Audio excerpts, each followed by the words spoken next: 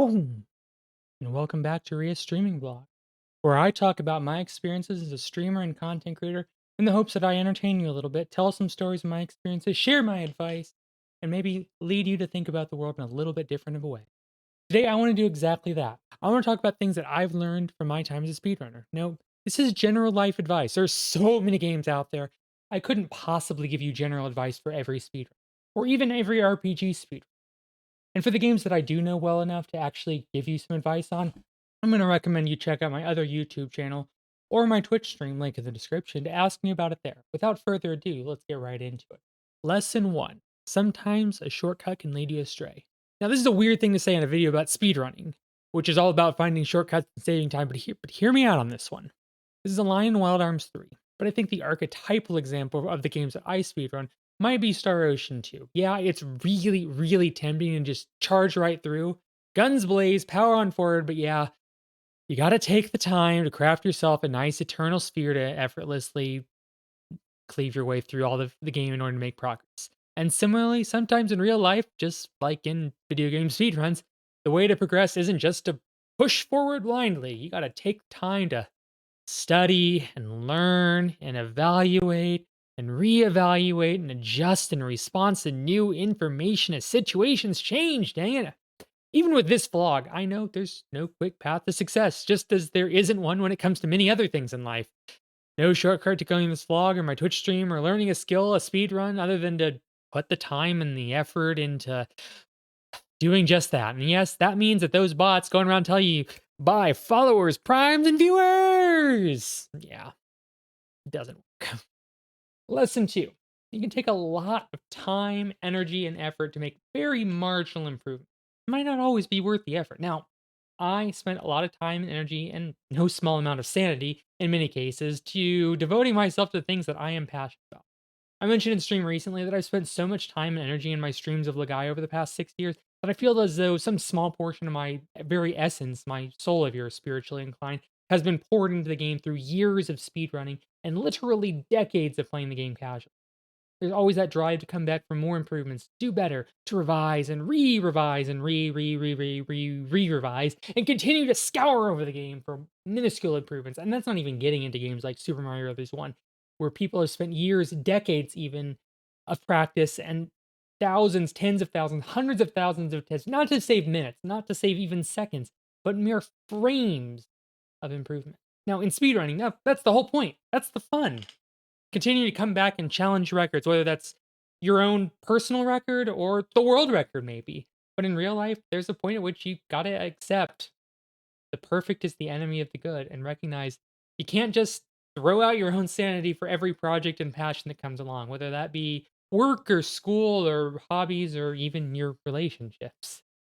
Number 3, find and enjoy your marshmallow. All right, raise your hands if you're a bit of hoarder when it comes to video games. Let me know if you refuse to use those juicy mega elixirs and hoard those cups of life noodles and those spirit lights while keeping 99,999 points on the point card, and then walk into the final boss with 15 more levels than you needed. All because those rare items were too valuable to ever use. And then you effortlessly beat the final boss and you didn't use those items at all. That's me. And for those who know me, I'm pretty close to a compulsive saver. I do not like to spend money, at least not without taking a lot of time to deliberate and process and like really make sure that I absolutely am certain that I'm willing to spend on that particular thing. So what does that all have to do with marshmallows? Well, there's a famous experiment in psychology where kids are given the choice to have a marshmallow. But the condition was if they waited for 15 minutes, they could have two marshmallows instead. It's a lesson on delayed gratification. And I'm not saying that delayed gratification is a bad thing. It's not. Self control is a very good thing. But it is important to step back and enjoy the fruits of your efforts at some point. You don't want to be the person who scrimps and saves throughout life, works so much that they never get a chance to see their friends and family and engage in their hobbies and passions. Lesson 4. Teamwork and collaborations are super powerful. Okay, who here actually like group project goal? Anyone? Anyone? Raise your hands. Anyone? Oh, sorry. I thought I heard the crickets chirping just there. Because by goodness, I hate it. But I never would have gotten anywhere near as far as I do with the guy if it weren't for so many people who helped me along. Trance was threatening my records and spurring me on with competition. Orla and Realistic Polygons found critical glitches that allowed the run to be where it is today. And many, many people have cheered me on and sometimes even financially supported me during these runs and keep me company during what's kind of a tiring, lonely, and sometimes it's a soul crushing hobby. And in the process, I've been able to grow as a streamer, both in the sense of growing the numbers and viewership, but also in terms of personal improvement and personal growth. I was always a loner through school, but speedrunning has helped me to temper that and humble myself to the fact that I don't know everything and I can learn and benefit from the experiences and knowledge and wisdom of others. Lesson 5.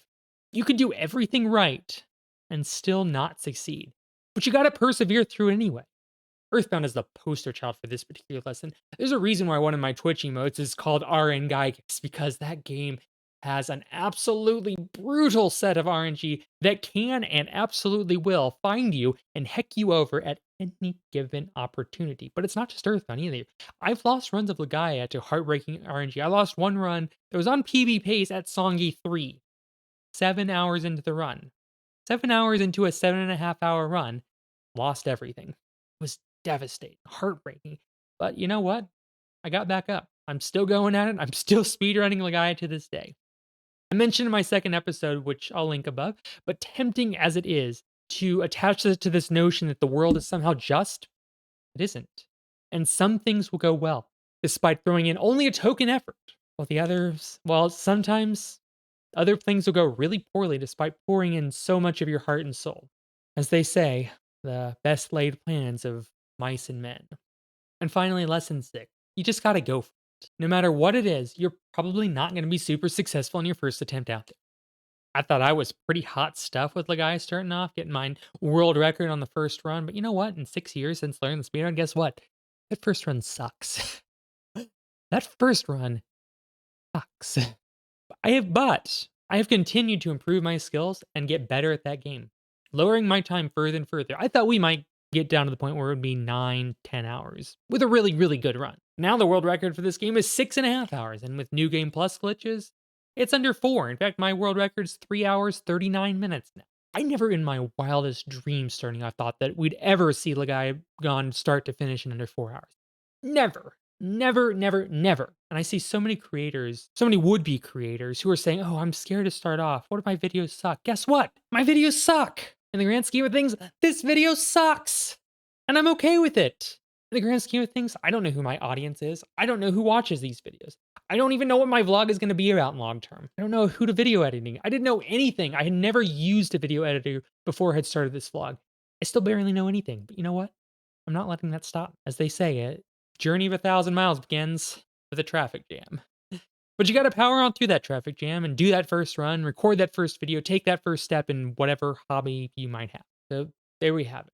6 real life lessons I've learned from speedrunning. If you enjoyed this video, maybe learned something or this video just made you think, I encourage you to smash that like button to help the algorithm. And until next time, stay hydrated, my friends.